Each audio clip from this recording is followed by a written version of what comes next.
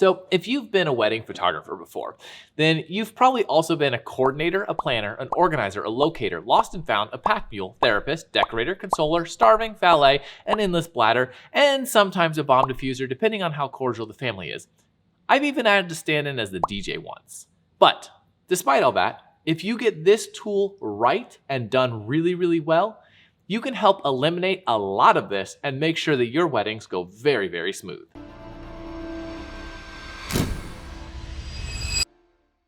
My name is Will, welcome back to the channel. So what are we talking about? We are simply talking about a very organized and detailed timeline with some additional information as well, but we'll get into that a little bit later. However, I wanted to quickly say that I'm not discounting any other vendor at all.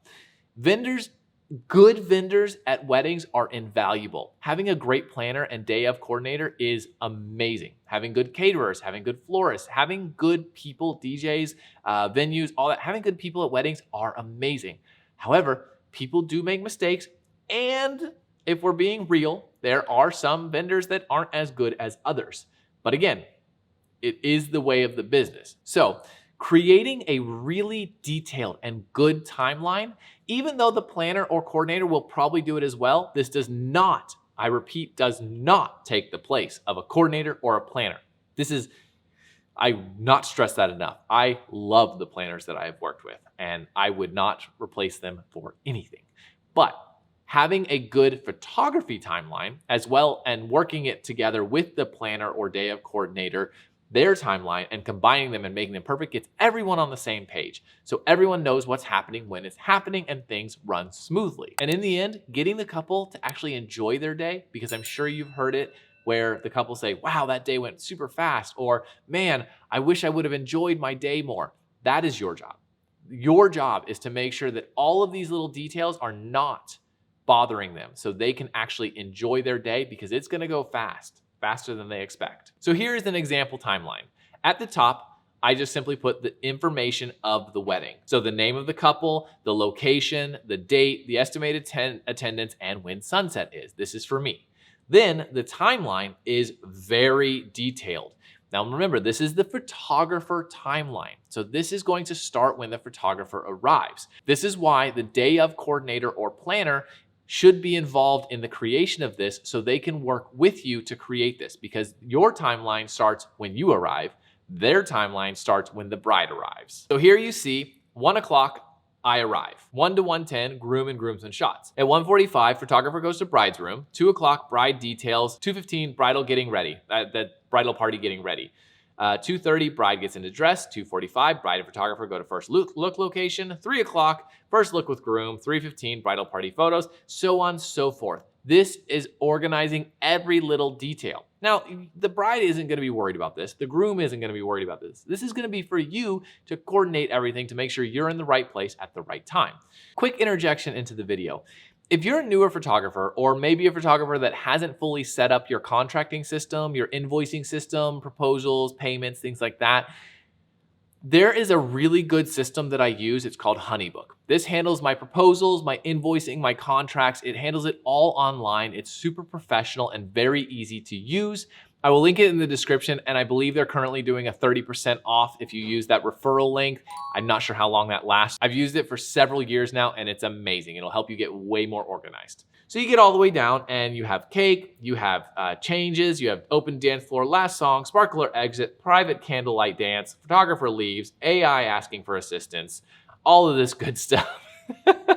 But you know everything that's going to happen when it's going to happen, including when you eat. Photographer eats, 7:05.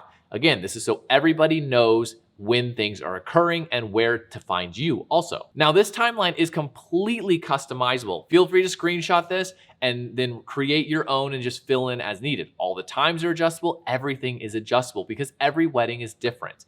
These times may not and probably won't work for any other wedding because each wedding is completely different. Now, additional information that should be in this packet, which will actually help you after the wedding as well, because if you write a blog or if you post on social media, you'll have all this information right at hand and you don't have to scrounge for it, is vendor information. So on the next page, you'll see wedding vendors. We have the planner, the DJ, the venue, the bar, because they hired a bar. They hired a painter to come. I also included where the groom was getting ready because they were getting ready different locations to the bride. I have me on there, the hair, the makeup. I have all of the vendors of the venue.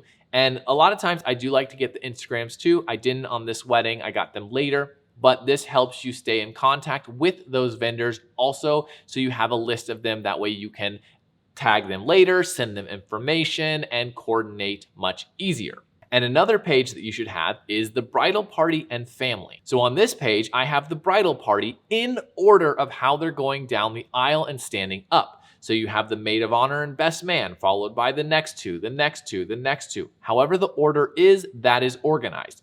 Then I have the immediate family. So I have the bride's parents and I have the groom's parents. I also make sure to note down step parents. That way I know who's with who at the time. And when we're doing the family portraits, I don't accidentally make it awkward. Sometimes you can't really avoid that. However, this allows you to be a little bit more prepared. And finally, and this one is key, get a list, a very, very detailed list of all of the photos that the couple wants. Now, I'm not talking portraits. I'm not talking getting ready stuff. I'm talking the family and friends photos. This can take a ton of time and it can become chaos. So what you do is you have your couple very detailedly and give them like 3 months heads up on this and write down every combination of photos they want. And I don't mean us, my family, us, his family, us, all the, I don't mean that. I mean names. Bride, groom, Joe, Mary, Sally, Frank, Hank, Tank, whatever. Next line, bride, groom, Joe, Mary, Sally, not Frank, Hank, and Tank. Every single person detailed. Now you don't have to do the bridal party. Mainly this is family because you will find when you can take that list and if you have an assistant or just you call those names off. And you get them done so freaking fast, you will save so much time and you'll be able to spend a lot more time getting the portraits of them, photos of the bridal party. You knock out all those family photos super, super fast. That way, all the family can go enjoy and you can get back to the bride and groom. You can probably feel the stress relieving because it stresses me out too. It will help you save so much time. If you're behind, you can catch up at this point. If you're on time, this will give you extra time where you can chill and relax and spend more time with the couple if you want.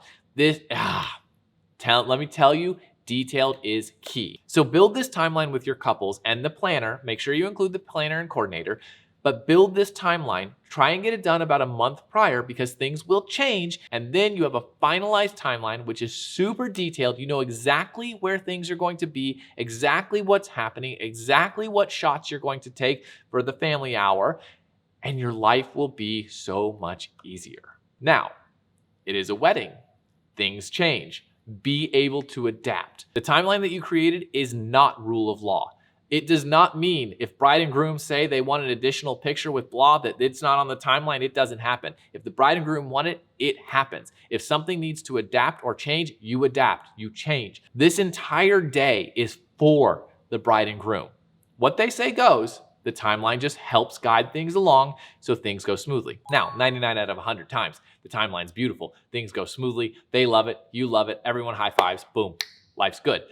But just be willing to adapt. Weddings are all about adapting. If you're a structured person, weddings might not be for you. But with that wraps up this video. So hit the like button, subscribe if you haven't already. I hope this helps make your wedding days that much easier and less stressful so you keep some color in your hair.